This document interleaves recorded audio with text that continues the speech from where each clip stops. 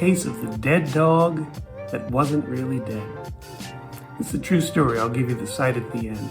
But here are the basic facts.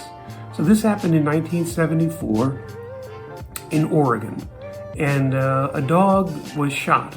It was allegedly chasing sheep, and I guess the owner of the sheep didn't like that and shot the dog.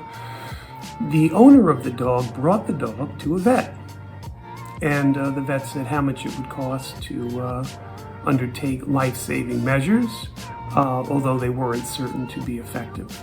So the woman who owned the dog decided it wasn't worth it and decided to instead just have the dog euthanized. And she paid the vet $10. And fate smiled on this lucky dog because it was a Saturday. And they decided not to euthanize the dog on a Saturday because its body would not be picked up until Monday. Well, between Saturday and Monday, the vet's staff grew kind of attached to the dog, and they nursed it back to health, and they went so far as to find the dog a new home. And if it ended there, we'd have a happy little story. But this is about torts. Tort, like contorted. And this is I think, a little bit of a twisted tale. Well, don't you know, the new home that was found for the dog was not too far away from where its original owner lived, and they crossed paths. So she was outraged that her dog had been saved and was given a new home. And in fact, the vet said, listen, if you want the dog back, you can have it. Nuh-uh, no sir. She took the vet and his staff to court. So let's talk about what torts we have here in this contorted little case of ours. The first tort we have here is conversion. Conversion is the intentional interference, significant interference, with the personal property of another. Well, the dog was the woman's property. Animals are considered property under the law, and she dictated the disposal of the property, and the vet did not follow her instructions. So, by the letter of the law, technically she is correct, and the jury awarded her $500. Now, this may not have occurred to you. I think this is an interesting case, but the jury also awarded the woman $4,000 for her emotional distress. This is the intentional infliction of emotional distress. Now, damages for emotional distress are rare when the underlying tort is conversion. But this was a zealous attorney. He was really digging for it. But if the mental suffering is the direct and natural result of the conversion, then the jury can award damages for the intentional mishandling of a chattel.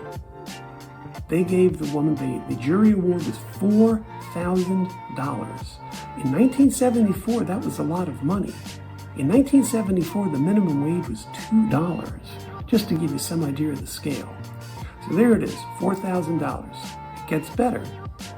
The woman was also awarded $700 in punitive damages. Remember, you don't get punitive damages in negligence cases. You can punish people all you want. People are going to keep making mistakes. But you can get punitive damages for intentional torts, like conversion or the intentional infliction of emotional distress. So the jury awarded the woman $700. And I love that, as the court explained it, the punitive damages were awarded, quote, as a preventative measure. Don't want those vets saving animals' lives now, do we? Maybe there's some sort of epidemic across the country of vets saving animals' lives. I don't know. So there we go. So she paid $10 to have her dog killed. It wasn't killed, and she was awarded $5,200. I'm not making this up. So in case you want to read the opinion, it's pretty short. It's only a page or two. The name of the case is Fredeen versus Stride. Our plaintiff was named Fredeen, Fredeen, and the vet was Dr. Stride, Stride. And the case is, and it was heard en banc, and this is reported out at 525 P. 2nd, page 166. Again, it's 1974. And let me leave you with this. So, as a famous football coach once said, it is not the will to win that matters. It's the will to prepare. Well, here at the Sullivan Method, we've been preparing people for law school and the bar exam for 35 years. And if you have the will to win, we'd love to hear from you. For the Sullivan Method, I'm Dean Sullivan.